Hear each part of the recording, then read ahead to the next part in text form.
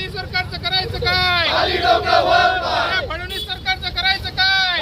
रद्द करा, रद्द करा, रद्द करा, रद्द करा.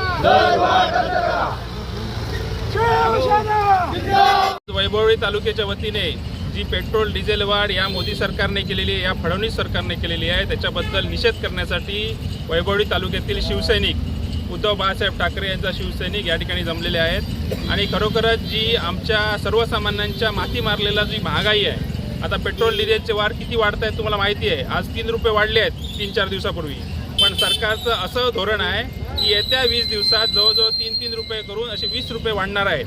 ह्या महागाईचा आगडोम होणार आहे आणि ह्याच्यासाठी आम्ही हे सगळेजण जमलो आहोत.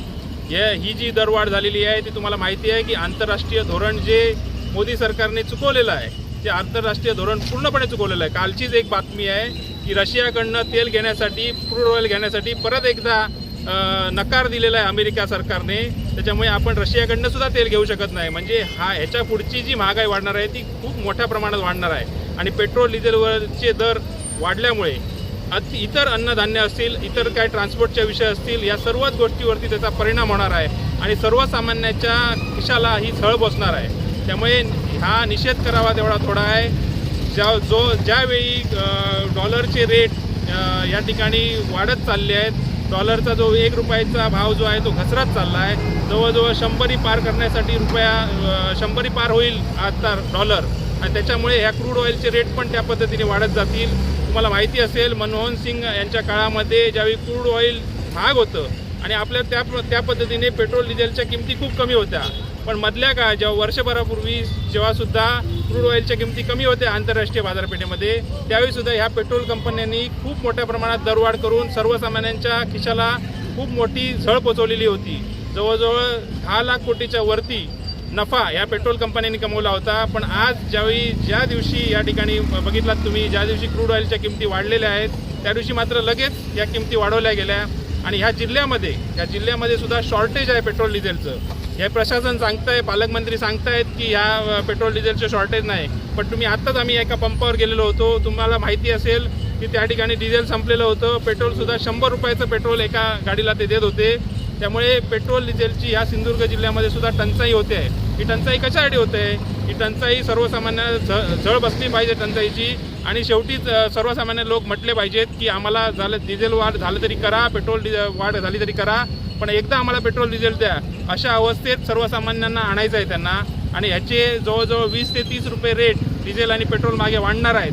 आणि हा जर रेट एवढा वाढला मोठ्या प्रमाणात तर मात्र महागाईचा आगडोम किती उठेल आणि किती या ठिकाणी उठेल ह्याची जाणीव या सर्वसामान्य जणांना करण्यासाठी आम्ही या ठिकाणी उपस्थित झालो आहोत. या सरकारचा करावा तेवढा निषेध खूप कमी आहे. त्यामुळे ह्या पेट्रोल डिझेलचे वाढ जी केलेली आहे ती त्या पद्धतीने कमी केली पाहिजे अशी आमची मागणी आहे. ह्याच्या पुढची वाढ होता कामा नये अशी पण आमची मागणी आहे. आणि त्यामुळे आम्ही या सरकारचा, या मोदी सरकारचा आणि या फडणवीस सरकारचा निषेध नोंदवतो आणि शिवसेना उद्धव बाळासाहेब ठाकरे यांच्याकडनं आम्ही हा निषेध नोंदवत आहोत. नाईकजी, आपण म्हटल्याप्रमाणे सिंधुदुर्ग जिल्ह्यात पेट्रोल डिझेलची टंचाई आहे. उभाटाकडून, तुमच्या पक्षाकडून या संदर्भात कुठलं आंदोलन छेडलं जाणार आहे का, किंवा त्या संदर्भात आता जी आंदोलन आहे ती पेट्रोल डिझेल वाढी संदर्भात आणि जी टंचाई आहे त्या संदर्भातच आहे खरं म्हणजे. आणि तुम्ही बघितलं असाल प्रशासनाने गेली महिनाभर सांगताय प्रशासन या ठिकाणी गॅसचा तुटवडा नाही आहे, पेट्रोलचा तुटवडा नाही आहे. पण खरं बघायला झालं तर ज्या पेट्रोल कंपन्या आहेत त्या डिझेलच्या गाड्या असतील, गॅसच्या गाड्या असतील, ह्या पाठवत नाही आहेत. आणि त्या पद्धतीने जो मागणी आहे, ज्या ठिकाणी जिल्ह्यातली जी मागणी आहे, समजा एखादी 1000ची मागणी आहे तर त्या ठिकाणी ते जवळजवळ 700 सिलेंडर पाठवत आहेत. किंवा ज्या ठिकाणी लिटरची मागणी 1000 लिटरची मागणी आहे त्या ठिकाणी ते 700 लिटरच पाठवत आहेत. त्याच्यामुळे सर्वसामान्यांना ही झळ बसते आहे. कोणाकोणाला पेट्रोलवाल्यांना बघितलं असेल तुम्ही, कोणाला 100 रुपयाचं पेट्रोल, कोणाला 500 रुपयाचं डिझेल, अशा पद्धतीने पेट्रोल पंपावरती हा खेळ चालू आहे. त्यामुळे हा प्रशासनाने डोळे उघडावेत आणि ही जी टंचाई आहे त्याच्याबद्दल या पेट्रोल कंपनींना जाब विचारावेत. आणि जास्तीत जास्त सर्व, कारण आता पर्यटनासाठी जे लोक आले, टुरिस्ट जे आले त्यांनासुद्धा ह्याची झळ पोचते. तुम्ही बघितलं असाल की जवळजवळ 100 गाड्या एका लाईनमध्ये CNGच्या लागत आहेत, पेट्रोल डिझेलच्या लागत आहेत. त्या कोणामुळे लागत आहेत? या कंपन्यांमुळे लागत आहेत, या सरकारमुळे लागत आहेत. त्याच्यामुळे ह्याच्यावरती लक्ष देऊन प्रशासनाने, जिल्हाधिकारी मॅडमांनी जी टंचाई या जिल्ह्यात होते आहे आणि जो पर्यटकांना जो त्रास होतो आहे आणि सर्वसामान्यांना जो त्रास होतो आहे तो घालवावा अशी विनंती आम्ही या प्रशासनाकडे करतो. जशी पेट्रोल डिझेलची टंचाई आहे तशीच घरगुती आणि व्यावसायिक गॅसची देखील टंचाई. खरं म्हणजे बघितलं गेला तर ही पेट्रोलच्या कंपन्या हे एकच आहेत.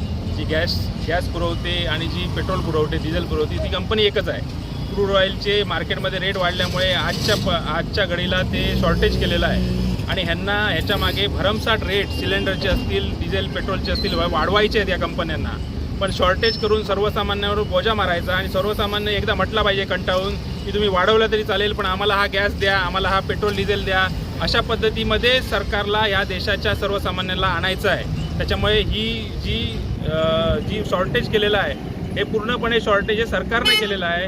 हे जाणीवपूर्वक शॉर्टेज केलेलं आहे. त्याच्यामुळे